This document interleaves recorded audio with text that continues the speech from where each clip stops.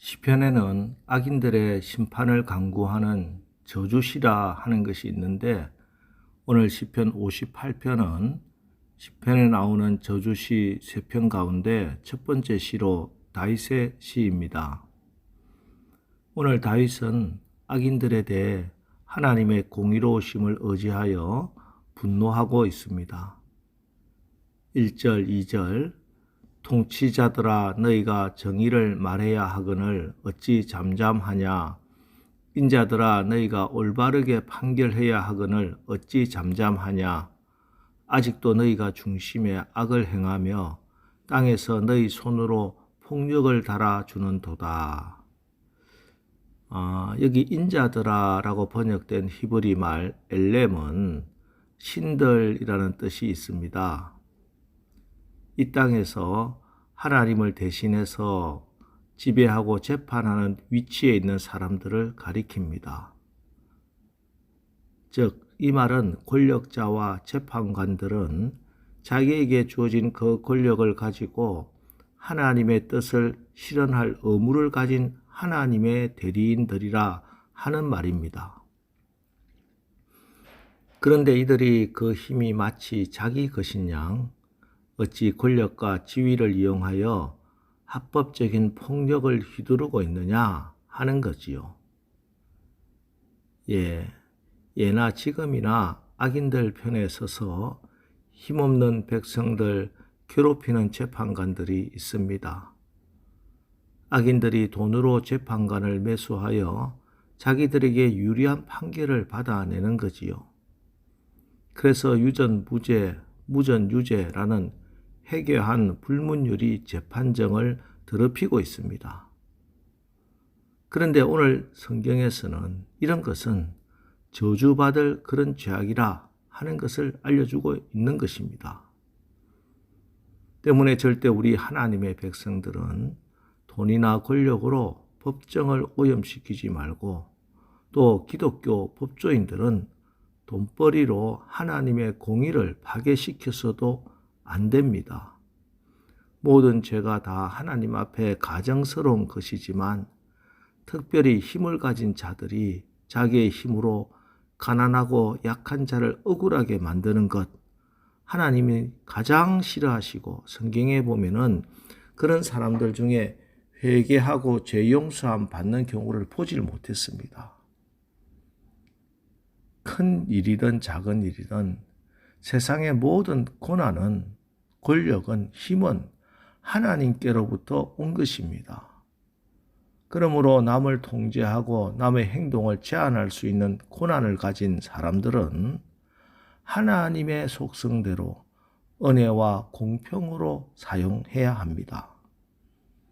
그들이 가지고 있는 돈이나 힘을 가지고 가난하고 약한 자들을 억압하고 착취하라는 것이 아니라 자기에게 주어진 것으로 약한 자들을 보살피고 섬기라는 것입니다. 그런데도 자신들이 가지고 있는 힘과 위치를 마치 자기의 것인 양 착각하고 자기의 사익을 위해 사용하는 것은 세상 법에만 범죄가 아니라 하나님 나라 법에서는 훨씬 더 무거운 죄가 되는 것입니다. 하나님이 반드시 심판하십니다. 그렇기 때문에 또 우리는 악인들이 잘 되는 것 보고 너무 낙담할 필요도 없습니다.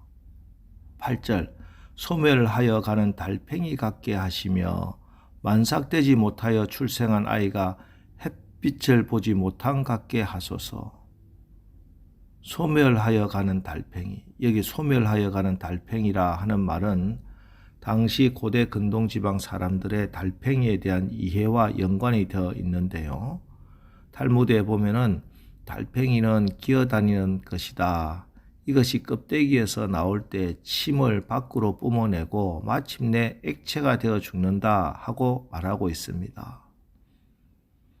그들은 달팽이들이 이동하기 위해서는 액체를 분비해야 하고 끓이기 위해서 자기 몸의 일부를 소진해야 하는데, 그러다 보면 결국 그 몸이 다 닳아서 죽어버린다는 것이지요. 다윗은 바로 이런 달팽이에 대한 이해를 바탕으로 악인들의 삶 또한 악을 자행하다가 결국 그들이 행하는 악으로 인해 소멸하게 된다 하는 것입니다. 또 구절을 보면은 가시나무 불이 가마를 뜨겁게 하기 전에 생나무든지 불 붙는 나무든지 강한 바람으로 휩쓸려 가게 하소서 하고 기도하고 있습니다. 이스라엘 지방을 여행하는 여행자들은 급히 음식을 익힐 때나 추위를 면하기 위해서 주변에 널려있는 나무들을 모아 불을 지피곤 했습니다. 그런데 이렇게 모아온 나무에 불을 붙여 음식을 마련하려 할 때 예상치 못한 돌풍이 순식간에 불어와 불붙은 땔감들을 날려버리고 뒤엎어 큰 낭패를 당하는 일들이 흔히 일어났습니다.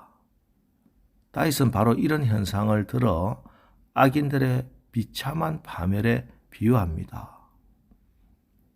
그렇습니다, 여러분. 이것이 바로 악인들의 최후입니다.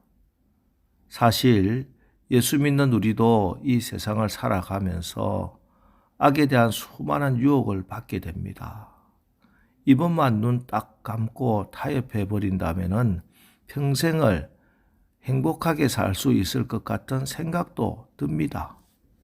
그러나 여러분, 죄는 우리 삶에 어떤 윤택함도 평안함도 견고함도 가져줄 수 없습니다. 죄의 삭은 사망입니다. 죄는 잠시 잘 되어 가는 것 같고 많은 것 얻을 수 있는 것 같지만 곧 무너져 버립니다. 결국 우리를 끝없는 파멸과 절망으로 끌어내리고 말 것입니다.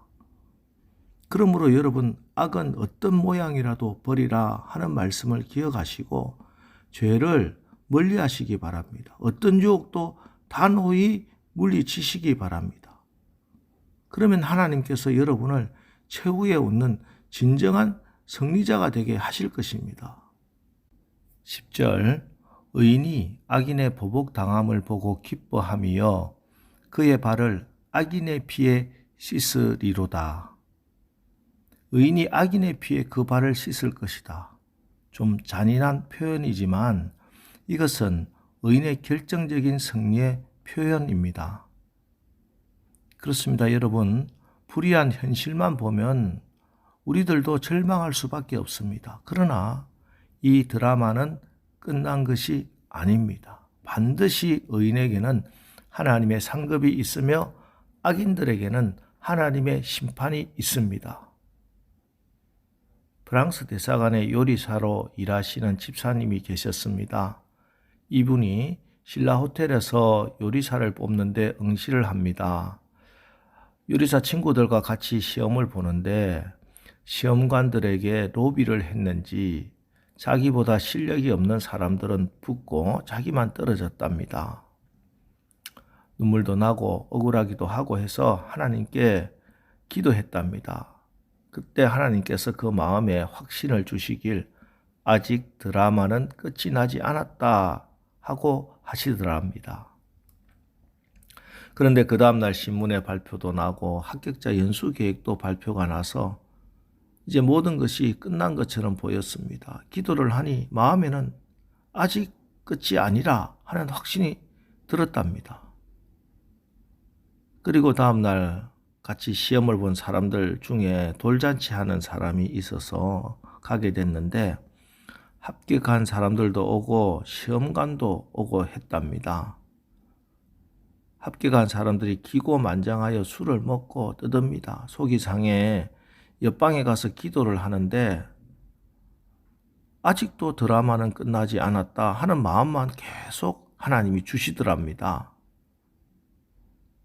그런데 조금 있다가 시험관과 합격자들 사이에 언쟁이 생기고 싸움이 생겼답니다. 이 일이 발단이 되어 결국 합격한 사람들이 회사를 다닐 수 없게 되고 이 집사님이 급히 합격자로 바뀌어서 신라호텔에 취직했고 나중에 신라호텔 주방장이 됩니다. 이 집사님은 우리나라 최고의 요리사지만 요리 솜씨보다 믿음이 더 좋은 분이십니다. 그 집사님 늘 하나님을 믿고 의지하고 사십니다. 그리고 억울한 일 생기면 아직도 드라마는 끝나지 않았다 하는 말을 습관처럼 하십니다.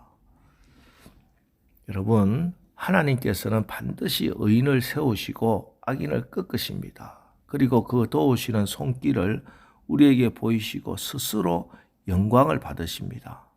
하나님은 하나님의 때 우리에게 가장 적합할 때 이 모든 것을 변화시켜 주시고 하나님의 공의를 베풀어 주십니다. 뿐만 아니라 성경은 사람에게 한 번 죽는 것은 정하여진 일이며 죽은 후에는 심판이 있다고 말씀하고 있습니다. 그 심판날에 하나님은 사람이 이 세상에서 행한 대로 다 갚아주십니다.